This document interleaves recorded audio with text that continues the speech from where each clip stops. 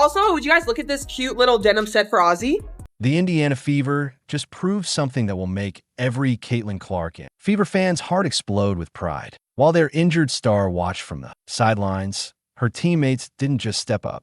They absolutely destroyed the Las Vegas Aces by 27 points. This wasn't supposed to happen. The Fever hadn't beaten Vegas since 2019. They were missing key players, and the refs seemed to have Asia Wilson on speed dial. But Kelsey Mitchell, Aliyah Boston, Sophie Cunningham, Lexi Hull, Harry McDonald, and Natasha Howard had other plans. Wait until you hear the 3 words Mitchell said after the game that perfectly captures this magical moment. If you support the Fever, then comment, "I've got the Fever. Let's go." Picture the worst possible scenario for a basketball team heading into a big game for the season. You're facing the reigning MVP and the defending champions. Your best player is injured. A key veteran has abandoned ship. Your depth players are playing international basketball on the other side of the world. This was exactly the nightmare situation the Indiana Fever found themselves in before taking on the Las Vegas Aces.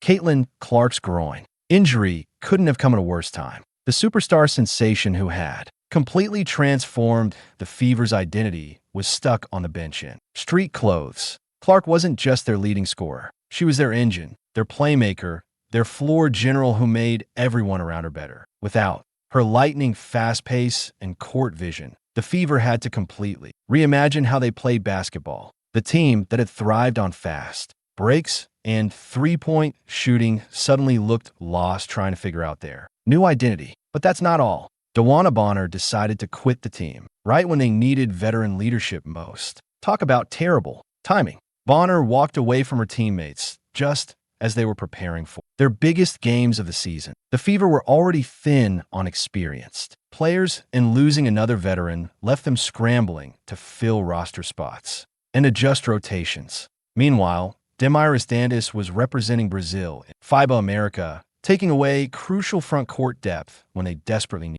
bodies. Here's where it gets interesting. The Fever weren't just dealing with their own problems. They were about to face Asia Wilson, the reigning MVP who was having another dominant season. Wilson and the Aces had been the gold standard in the WNBA for years. This wasn't just any opponent. This was the team that had beaten Indiana in every single matchup since 2019. 5 straight years of losses to Las Vegas. The Aces had owned the Fever, and everyone knew it. The sold-out crowd at Gamebridge Fieldhouse created an electric atmosphere, but even the most optimistic fans had to wonder how their depleted team could compete. The Fever were coming off a huge win against Minnesota that earned them their first Commissioner's Cup championship, but this felt different. This felt impossible. The odds were stacked so high against Indiana that most experts were already writing them off before tip-off. What nobody realized was that this perfect storm of adversity was about to create something magical. Sometimes a team needs to have their backs against the wall to discover what they're truly capable of. The Fever were about to find out exactly what they could accomplish when everything seemed hopeless.